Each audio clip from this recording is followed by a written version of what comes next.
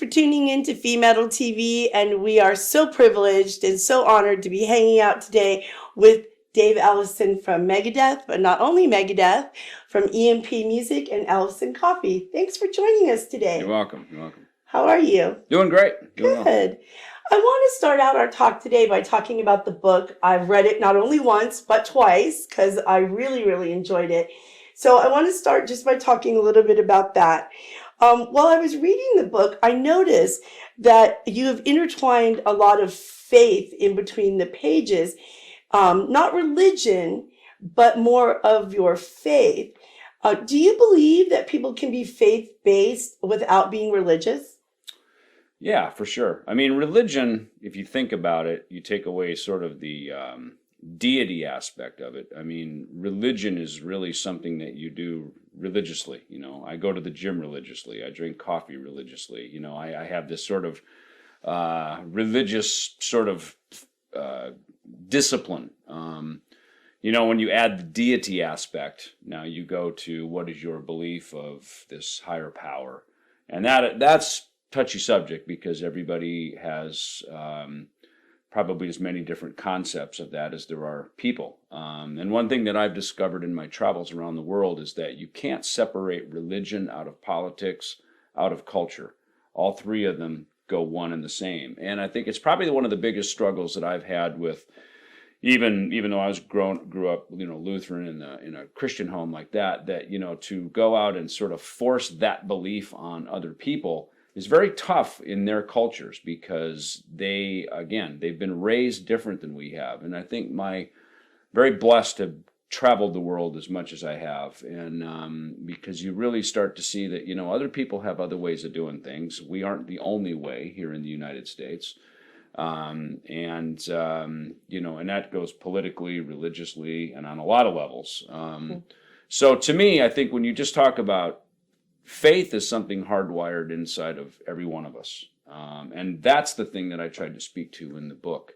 Because if that's hardwired inside of every one of us, then there must be something there. And how we define it and how we get to it, I think, is probably part of our own personal journey.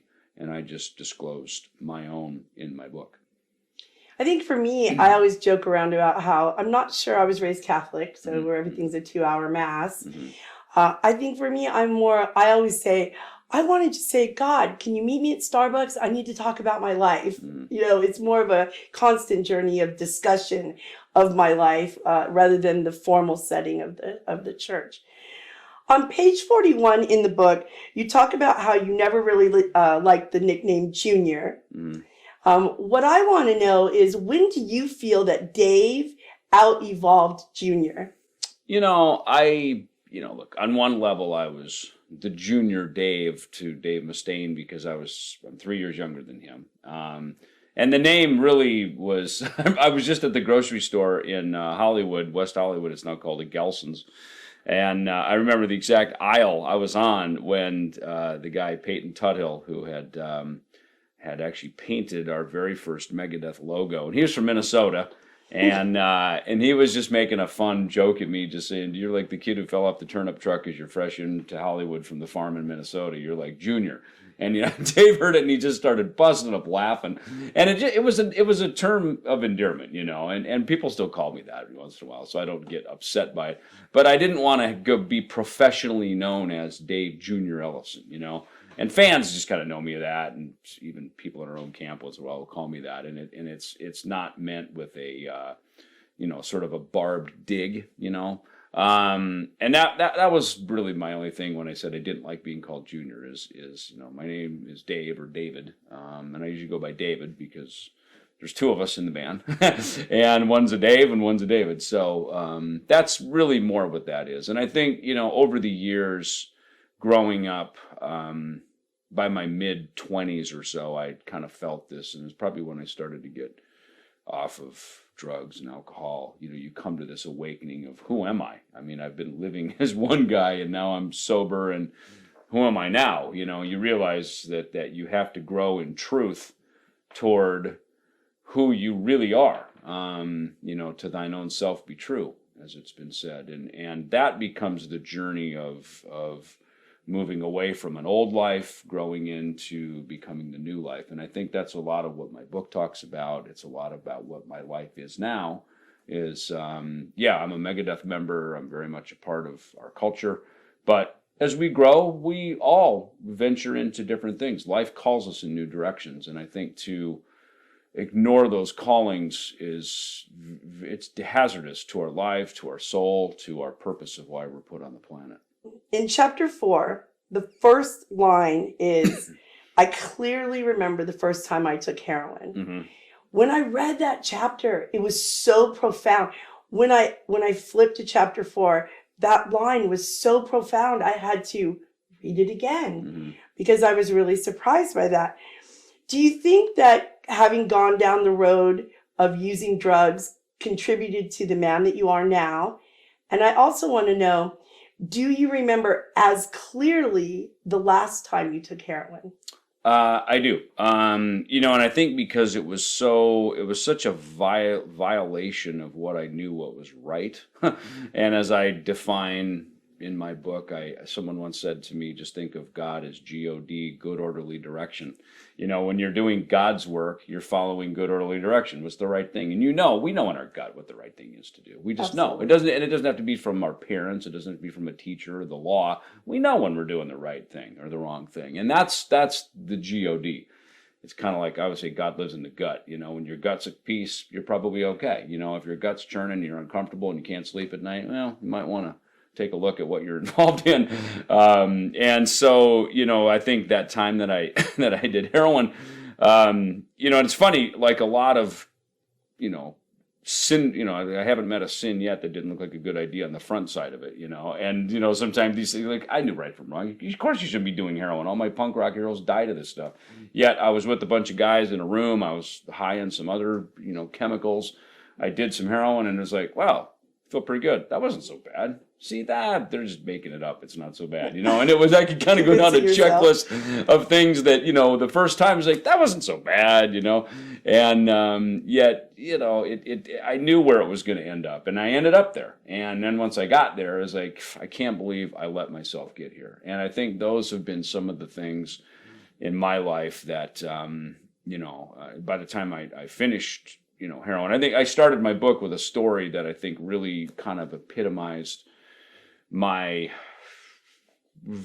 quick descension toward the bottom, which is when we played at Castle Donington in 1988, a monumental show. I used to have the Castle Donington, a friend of mine had the record, and I just remember listening to it all the time, the Castle Donington record. Rainbow, Scorpions, Riots, a lot of my favorite bands as a teenager growing up. And now here I am, I'm on that stage, this is my moment. And I was completely strung out and not prepared for the task that day. And my dream was to, be a musician, be a rock star musician, somebody of that had something to contribute, and here I was letting drugs and alcohol really diminish my contributions. And that really was my wake up call. And do you remember the last time that you did heroin? I did, and it wasn't very eventful. It was toward the end of 1989, and that's when I realized that I had a really powerless nature over this stuff, and that it wasn't a matter of willpower. It wasn't a matter of just get your act together, kid. You've got so much to live for. And that's when I realized I was truly an addict, because it was bigger than me. And so I needed a power bigger than that power that controlled me, the higher power, And because, drugs and alcohol are a higher power. They became greater than me. And, I just remember I went and, I copped and I got some, and I was all alone in my apartment. It was very uneventful, and it was just very kind of demoralizing. I couldn't even, the party was over. The party'd been over for a year, yet here I was. And I think it was that moment. And I'm lucky, because some people have that moment alone and they die with a needle in their arm, and there is no way out of that. That's it. And I'm lucky that that moment it shook me to my core, and I was able to come out of that and find recovery and find sobriety, and I'm here all these years later, having a story. But again, that's just a one-time thing. That's sort of a realization, a surrender, and then a new set of disciplines that come in, kind of back to what we talked about, the religious aspect, you know, the disciplines, you know, it doesn't just happen once. It's sort of a, you know, every day, you know, kind of discipline. Like a reaffirmation. Yeah, and exactly. And it's not doesn't have to be a struggle. I think that's the thing is, oh, I'm struggling to stay sober. It's like, well, if you're struggling to stay clean, then there's not a surrender component. And that's what I found. That's what I was told. They said, look, give up, let go. They used the analogy of being drug around the bull ring by holding onto the tail. And everyone's going, let go. No, I'm not going to let go. I'm going to take this bull down. It's like, no, the bull's bigger than you. Let go. And, you know, when you let go, you know, you're defeated, but you're defeated so that you can rise up and be victorious in really kind of a second life within one lifetime. And many musicians haven't had that opportunity. The heroin has overcome them. Yeah, and my story, you know, in the book and, you know, here and, you know, sitting in this room is really just that. I've been blessed with having second chances, both with sobriety, with my friends, with my people, with my bandmates, you know, and family and friends, you know, and it's a beautiful thing when you get second chances and sort of a forgiveness and let's put the past behind and let's move forward and people believe that, I guess, if you're diligent about that and you make an honest effort to go, you know, to do God. Yeah, absolutely, absolutely. Prophecy is one of my all-time favorite Soulfly songs. Gloria and I have been friends for 100 years or maybe more, not to date us. Looking back, do you have any regrets about not joining Soulfly and going out on that? You know, I don't. I'm thankful that I was asked to even be a part of it at all. You know, my friend Don Salter, who owns the Salt Mine Studios here in Phoenix, he is a great networker. He's always got a good kind of hustle going on to want to bring people together in the name of goodness, you know. And he called me. I guess he'd talked to Gloria and Max, and he called me up and said, "Hey, you know, would you want to do this? I think it'd be great." And I said, "Sure." I went down and I saw him at a venue here in town called the Marquee Theater, and Bobby Burns, who I knew as a guitar player in Primer 55 because I was doing some artist relations work for Peavey at that time, and Bobby was an artist on the roster as a guitar player, and so I saw him playing bass. He had his mohawk, and figured this band's great, you know. So part of me, I just went, I don't want to mess this up. I mean, this is awesome. Mark Rizzo and I think Joe was playing drums, so you know. I didn't want, want to have my own agenda to sort of jump in and destroy that. But they were like, no, absolutely, we'd love to have you play bass. And so half the album is me and half of it is Bobby. And was great. And I got to do some touring with them. I went out for a couple weeks. And again, I had this position with Peavey that I was doing, and I was going to college, and I had some other things going on that kind of prevented me from being able to do it full time. But boy, I tell you, every show we did was awesome. I mean, it was we were a good band together, and it was a lot of fun. It was a great video too. Yeah, the Native American aspect, that was great. Yeah. If you could pick one thing in your life to define you, what would it be? Pick one thing. I mean, look, you know, I guess, you know, music has been sort of this common thread, but you know, just as much when I'm not on the stage, when I come home, I'm a husband and I'm a father, you know. In fact, just yesterday, I was sitting down looking at some videos that my friend Randy here had you know, pulled off of old VHS tapes and things and put it onto a hard drive, and my family were just sitting around watching it, and you know, here my kids are, you know, graduating high school, going into college. My son's in college. And you realize, man, it just went by like that. You know, people always say that, you know, when you have kids, it goes by so quick. And I mean, I had that moment yesterday. I was like, holy cow. And I think what that does sometimes is it makes you realize where you put your efforts, you know, because as the verse says, you know, wherever your heart is, that's where your treasure is going to be too, you know, and wherever your treasure is, that's where your heart's going to be. So, you know, I've been, as much as music has been a huge part of my life, and certainly professionally to the outside world it is, it's not all that I do. And I've kind of learned over the years that, you know, when you're touring, music's what you do every day as a performer.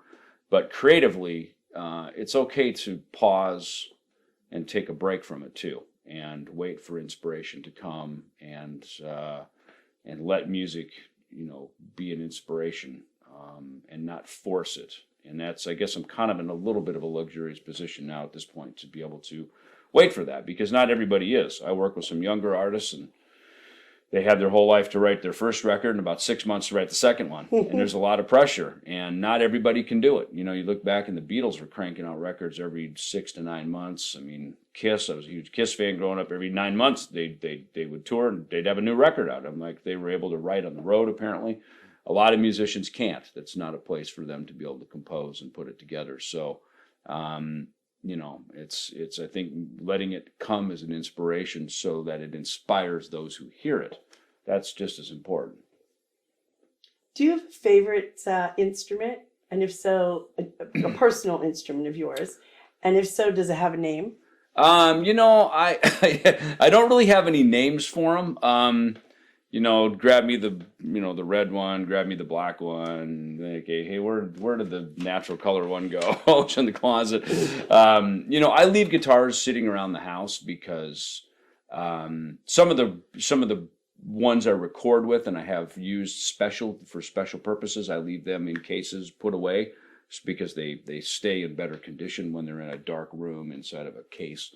But for just sort of composing, I have a handful of them sitting around, and I just leave them out because they're easier to grab if they're available. If I have to think about going to the closet and pulling them out, I might blow it off and go do something else, and then I realize, wow, a month went by and I haven't even touched a guitar, So I just leave them out so I can just pick them up, and I've got a couple of basses that I record with. A modulus bass, a couple of Fenders. I have a couple of my Jacksons that I really prefer. And I don't get too attached to the ones on tour because we have a lot of guitars on tour. We've got 3 different touring stage rigs. And, we could be, depending on where we are in the world, we're moving around. So I kind of look at those a little bit more. I kind of almost look at them like it's a jacket or a shirt, which bass am I wearing tonight? And I don't get it's like jewelry, let's wear this one tonight, But at home, I have some special ones that really have songs. I actually have a new Ovation bass.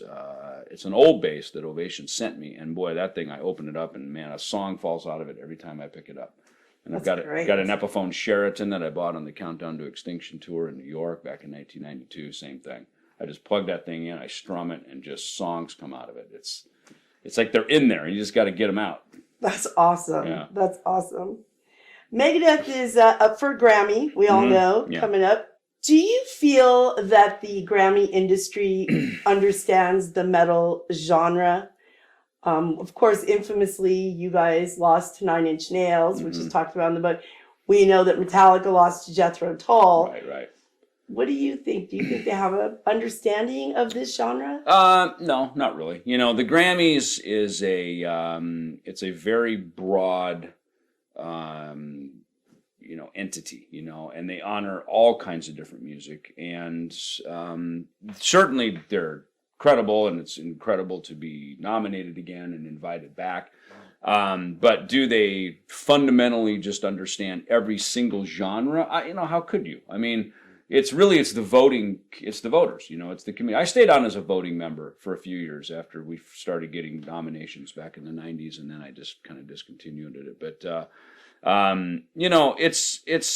it's recognition by your industry and by your peers for the work that you've done. And I assume it's nice to win. Hopefully we'll know one day. It's always nice to be nominated. And I think being nominated for a metal band that says a lot, because if you're a pop act, maybe a Nashville or a urban act, a Grammy can really put a lot of wind in your sails to sell records, to bring notoriety, touring, and on all aspects. It can really, I remember Norah Jones, a little girl with, 11 or whatever Grammy she had. I mean, it changed her life, And whereas a metal band, we've been around many years. We've done the groundwork. We've done the legwork. We've toured. That's how we have a very intrinsic connection with our fan base already. And the Grammy thing is obviously wonderful, but I think we are a genre, and there's a lot of genres there because there's something like 100 categories. I mean, they only televise like 12 or 14 of them on TV, but before there's like another literally 60, 70 categories that they give away from 1 p.m. till 5 p.m. before the televised section starts. So Tejano music, things that I barely even have heard of, and they're honoring that. And that is the thing that I think is cool about the Grammys, is that they have really widened themselves out to honoring all of these different genres, and deservedly so. People, there isn't just one size fits all in music. So it's cool that they honor that, and it's great that metal is one of those. Yeah, I agree. What was your motivating factor to create EMP music? There's one. I produced this group, Dalskin, here in town, and a female group, and they're very young. I shopped them around a little bit to some of my friends at the record labels, and most of them said, they need some work. They're too young. Yet I knew we had a really good record made, and part of me, I just went, man, I'm tired. It's one of the reasons I didn't produce very much for a bunch of years, because I get tired of producing and then it doesn't go anywhere. You got to walk around with your tin cup begging people for their money. Hey, would you give me a record deal? And I was like, you know what? I'm done doing that. And so, my excuse me, my partner Tom Hazer, and he was a friend of ours. We'd worked on something with the Shocker movie soundtrack. Actually, did it right here. He just said, he goes, listen, I've run labels before. It's like, this isn't as hard as you think it is. We go get distribution and we can start putting records out ourselves. And he's got really good ears. And I've come to respect that A&R people are a different breed. Just liking something as a fan is not an A&R guy. Right. A&R people, that is it's kind of a lost art, the really great ones, obviously there's the Clive Davises and, Jimmy Iovine and the famous ones, but there's a whole bunch of other ones. Tom Zutaut, who signed Guns N' Roses, and Tesla, and Michael Alago, who signed Metallica, and even Tim Carr at Capitol, who signed Megadeth, and these people that find great talent and really have a vision for it. That's what an A&R guy is. And so Tom has good ears on things, and he encouraged me to get the distribution and basically start EMP. I called it EMP Label Group because I didn't want it to just be one genre. I wanted it to be something that we could bring in many different genres under it and have little sub-labels and sub-brands. And I just said, listen, man, you can go sign some things and, pipeline our distribution with different artists. And that's how the thing started. And there's a lot of artists out there, either brand new ones like Dalskin or some other people that have had big major label record deals before, and they know how the record business has changed. And quite honestly, they're very thankful to have another shot at getting their record into our system. And I try to make it be a very fair thing, because I'm an artist first, right? And I'm not in this to make a bunch of money. I've been fortunate to do well as a bass player, and I'm not here to be a mogul and somehow rip people off and take their money and try to lock them into horrible deals that they can't get out of. I'd rather not work with something if it's going to be like that, because it's music and it should be an enjoyable process. Once a band is signed to EMP, what happens next? Basically, just plugging them into the distribution system, and then having a publicist to do some press releases and push some things out that actually get picked up by real news wires. And real, media outlets. That's a huge step that most artists can't do themselves. You can put things out on TuneCore and CD Baby and all this kind of stuff. And I actually did an album like that. And all I got was just, they kept sending me bills. Hey, if you want to do this, you can spend this.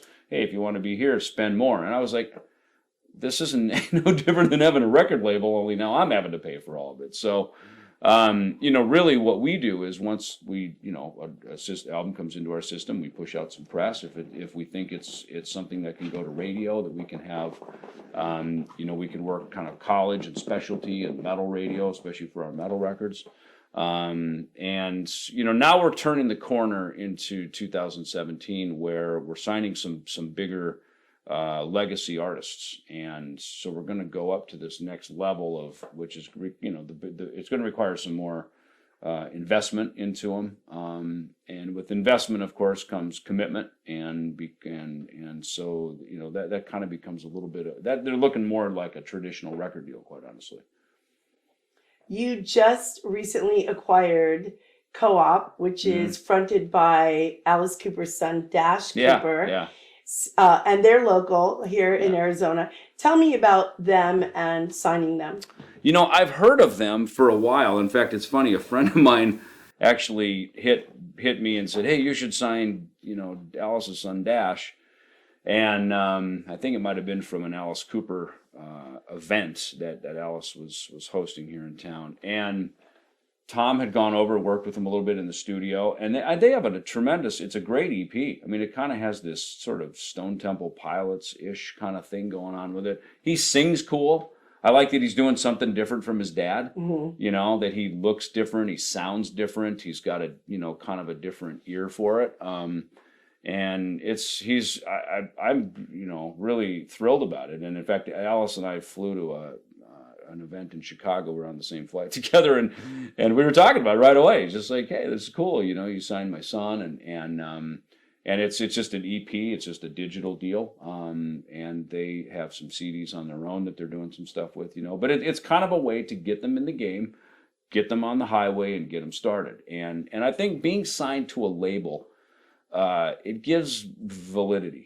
It validates an artist. It's like, wow, Absolutely. We're really in the game. And again, you can do these CD babies and TuneCore and those things. And I know some artists that have Green Death. I mean, they sold some records and did okay on CD Baby, but you don't really get tours. You don't really get in the mainstream of where tour traffic is, and you don't get the interest of radio, and you just don't get that until you're really on a label. So I'm proud that I've got a vehicle to be able to help offer that to artists. Another business venture of yours is Ellefson Coffee. Mm-hmm. So what led you to segue from music to coffee? Well, it's funny, I was on Shiprocked and a year ago, and a production girl, Nadia, she said to me, "Hey, I got this guy who I want to introduce you to because he does coffee. He's a coffee roaster, and I think you guys would be a great fit." So she introduced me to Paul Wagner from Parliament Coffee, and he's also the guitar player in Between the Buried and Me.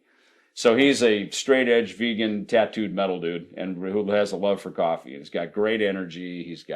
Our tastes are very synonymous with things. I mean, he really knows the details of being in the coffee business, and in a way that I'm a coffee drinker, a coffee connoisseur maybe, but he really knows the business of it. So he's my roaster, and it's so far we've just done everything online, and now we're actually moving into some retail accounts, and it's fun. It's kind of like music. I've had some opportunities to grow it quickly, but music's not believable unless it grows organically. And I think coffee's the same way. Having something like this, because again, I play music for a living, and so having the coffee thing is kind of a cool lifestyle thing, and it's now turning some cool corners, and it's turning into a pretty fun venture. Tell us about your flavors right now that you have. We started with Roast in Peace, and I wanted to do some kind of rock and roll kind of names, and Roast in Peace is a dark blend. It's a Brazilian, these are all single origin, and it's a Brazilian roast, which is funny because I've not always been a big fan of Brazilian coffee. To me, it's very dry, doesn't have a lot of depth to the flavor after you drink it, So, but Paul kept telling me, he goes, "Dude, trust me, you got to try this." And the bean is great. I mean, I danced around like, "I want a Sumatra, and he sent me Sumatras, and I didn't care for him. And I tried his Brazilian. I'm like, "You're right, it's great." And so that's the first one that we have, and then we went to a medium roast with Kenya Thrash, and Kenya is an expensive coffee, and it's also got a lot of punch to it. Our Megadeth road crew, they call it the jet lag buster because it's got some pretty good. It's probably the most. It'll give you the most speedy kind of caffeinated feeling just because of the nature of the Kenya bean. And then the light roast that we have is She-Wolf, and that's a combination of some Nicaraguan and a couple of different things in there. And so we have a dark, medium, and a light. And then we also have Urban Legend, which is something that we did through a store back in my hometown of Jackson, Minnesota. We partnered with them to do a coffee that was around, there's a paranormal author back there who lives, he's a British guy actually, but he lives in the town neighboring Jackson. And he wrote a book, and it included Mary Jane, The Grave of Mary Jane, which is the Megadeth song from So Far So Good So What. And so I thought, man, this is awesome to be able, so we created this Urban Legends blend around his book Urban Legends, and it's exclusively distributed through the store Coffee Choices back in Jackson. I'm looking forward to trying the light roast. That's the one I'm going to try. I'm looking forward to that. What is next for Megadeth? Well, we this next week actually we're going out to New York City to do the Revolver Magazine Awards, and we just announced that we're going to play on Seth Meyers late night TV, and there's a couple acoustic shows in Boston later in the week. So next week's actually a busy week, so I don't know when this is going to broadcast, but as far as moving forward for Megadeth in the new year, the Grammy nomination, we just announced the boot camp in March over at Dave's place in Southern California, and that should be fun. It should be kind of a cool collective of our community coming together around Megadeth stuff. And then we have touring plans that are now being set in motion, starting in the spring and through the summer, and that'll all be Dystopia stuff. And the record was received very well, and so it looks like we have a whole other year of touring ahead. What's next for Dave Ellefson, the businessman? You know, I've got a couple of things that label things that are developing that I will be announcing. It's interesting. We just started managing Raven, which is, I've remember seeing Raven with Metallica on the Kill 'Em All for One tour. And, classic new wave of British heavy metal band. And I've become friends with John Gallagher just on Facebook, and seeing him at festivals and stuff. And he reached out, and I said, we might be able to put something together that might be able to help. And, it's nice to have kind of a deep wheelhouse of people, of opportunities and things that I can bring into the artist community to be of service, and to be helpful with them. And that really is my aim with it, I've learned it's kind of like bring these things to the table in goodwill, and somehow the money all works itself out. And, I think when you do it just for the money, there's never enough money and you're always unhappy. At least that's how it's been for me. So if I just do it for the fun of it and the enjoyment, and especially, to be able to help friends out and maybe give them an opportunity with something. So there's some things like that on the front with the label, and then as we turn the new year, there'll be some new releases, some pretty cool ones coming out. And then the coffee thing is taking a nice turn into some retail opportunities that we'll be announcing probably sometime in the next couple of weeks. So I think as we turn the corner into 2017, it's going to be pretty cool. Last question for you today. As you look back on your career, is there anything that you would change in retrospect? You can't change it. Number one, you physically can't change it, but also the reason we're here is because of the events that led up to this coming here, so you can't, it's like these movies you see, they go back in time, and if they change one thing, oh my gosh, then I won't be born because my mom won't meet my dad, you know what I mean? And so, there's movies written about this stuff, but, and it really is like that,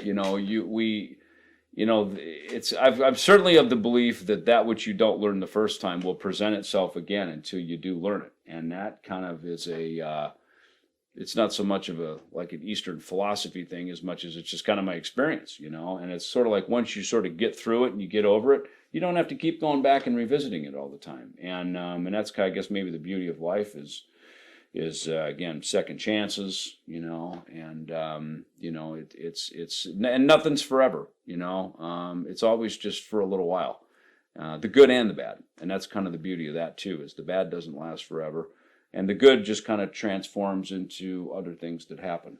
And so I think, for me, just finding, waking up every day and doing those things that bring me real joy, and those are usually when I'm helping other people out.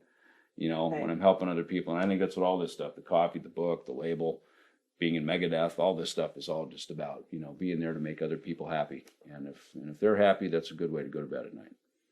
Thank you so much for hanging out with us at FeMetal TV. Before we let you guys go, My Life in Death. I've read it twice. I highly recommend it. Absolutely go out and buy it. It's a great book. Coffee, Ellefson coffee. Try one of the flavors, especially if you're a dark roast person. We've got the roast in peace here. Thank you so much. We really enjoyed our time together. Thank you guys for watching FeMetal TV. Please remember, be an organ donor. It's a life-saving decision. See you next time.